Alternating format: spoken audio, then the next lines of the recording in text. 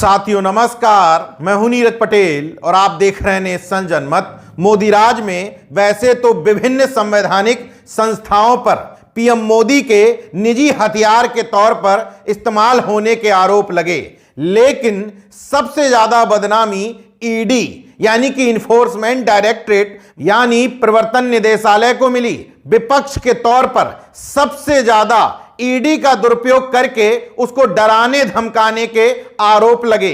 यहां तक कि गैर भाजपाई मुख्यमंत्रियों को भी परेशान करने में ईडी के बेजा इस्तेमाल के आरोप लगते रहते हैं। इन आरोपों के बीच में केंद्र के इन हथियारों के खिलाफ राज्य सरकारों ने भी ठान लिया है कि हम अपनी शक्ति का उपयोग करेंगे। हालिया मामला तमिलनाडु से जुड़ा हुआ है। तमिलनाडु पुलिस की इकाई DAVC यानी सतर्कता एवं भ्रष्टाचार निरोधक निदेशालय ने ईडी के एक अधिकारी अंकित तिवारी को 20 लाख रुपए घूस लेते हुए रंगे हाथों पकड़ा, वो भी 8 किलोमीटर गाड़ी से पीछा करने के बाद। यह मामला ऐसे समय में सामने आया है जिस समय ईडी ने तमिलनाडु की MK स्टालिन सरकार पर अवैध खनन के आरोप लगाते हुए 5 डिस्ट्रिक्ट मजिस्ट्रेट को सम्मन भेजा है। इस आरोप के खिलाफ स्टालिन सरकार मद्रास हाई कोर्ट में गई और उसने कहा कि अगर इस तरह की जानकारी ईडी को चाहिए तो राज्य सरकार के थ्रू लेना चाहिए। सीधे सम्मन भेजने का मतलब है राज्य सरकार के अधिकारों पर डाका डाला जा रहा है। इन सब के बीच में MK स्टालिन ने सीधे तौर पर चुनौती देते हुए ईडी के अधिकारी की गिरफ्तारी करवा ली।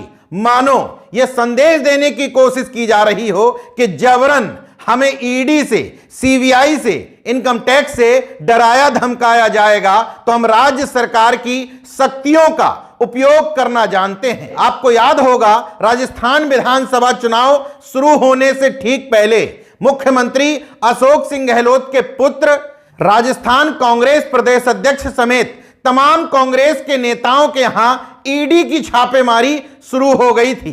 उसी बीच खबर आई थी कि ईडी के एक अधिकारी को 15 लाख रुपए घूस लेते हुए राजस्थान की ACB ने गिरफ्तार किया था। अब इसी से जुड़ी हुई एक खबर और याद दिला देता हूं।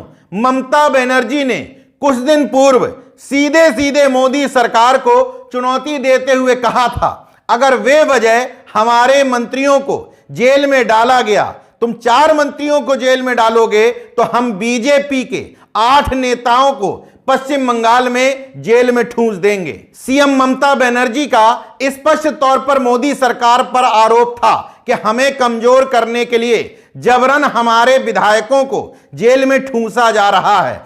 अगर इस तरह की प्रक्रिया नहीं रुकी और अपनी शक्तियों का दुरुपयोग करते रहे तो हम भी एक एक करके बीजेपी नेताओं को जेल में ठूसेंगे।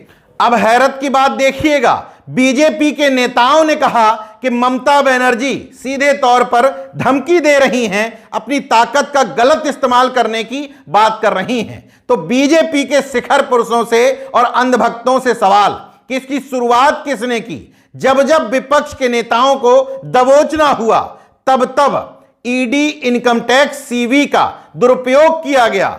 जब अपनी बात आई तो आप कह रहे हैं कि ममता बनर्जी सत्ता का गलत इस्तेमाल करने की बात कर रही हैं। जब से मेरी राजनीतिक समझदारी विकसित हुई तब से मैंने विभिन्न सरकारों के बीच में इतनी कटुता नहीं देखी। यहां पर व्यक्तिगत हमले किए जाते हैं, व्यक्तिगत नुकसान करने की परंपरा शुरू हो गई है और इस परंपरा की जिम्मेदार सिर्फ और सिर्फ मोदी सरकार है। अपनी सरकार को बचाए रखने के लिए, जोड़ तोड़ करने के लिए किसी भी हद तक किसी भी संवैधानिक संस्थाओं का दुरुपयोग करने में मोदी सरकार अव्वल नजर आती है। तो अब राज्य सरकारों ने भी ठान लिया है कि कब तक हम चुप बैठेंगे, कब तक ऐसी तानाशाही और दादागिरी सहते रहेंगे।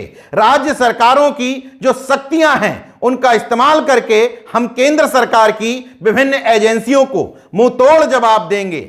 हालांकि विपक्ष को मोदी सरकार के इन हथियारों से दबाने की परंपरा की वजह से तमाम ऐसे अधिकारी जिनकी नियत भ्रष्टाचार की है वो बेलगाम हो चुके हैं। उनको पता है गैर भाजपाई सरकारों के राज्यों में किसी को भी दबोच लो, केंद्र सरकार का आंख मूंद करके समर्थन मिलेगा, इसलिए वहां से मोटा माल वसूल भी रहे हैं। तमिलनाडु की घटना गवाह है। एक सरकारी डॉक्टर से पहले 1 करोड़ की घूस मांग करके कहा जाता है कि हम तुम्हें जांच से बचा लेंगे। मामला 51 लाख में फाइनल होता है। 20 लाख रुपए घूस लेते हुए ईडी अधिकारी अंकित तिवारी को दबोचा जाता है। अब देखना यह होगा विभिन्न राज्य सरकारों और मोदी सरकार के बीच में अपने अपने तंत्र और हथियारों का इस्तेमाल करने की जो होड़ शुरू हुई है, वो लोकतंत्र को कहां तक ले जाती है। देखते रहिए नेशन जनमत, जागरूक और सजग बने रहिए। जय विज्ञान, जय संविधान, जय लोकतंत्र। धन्यवाद।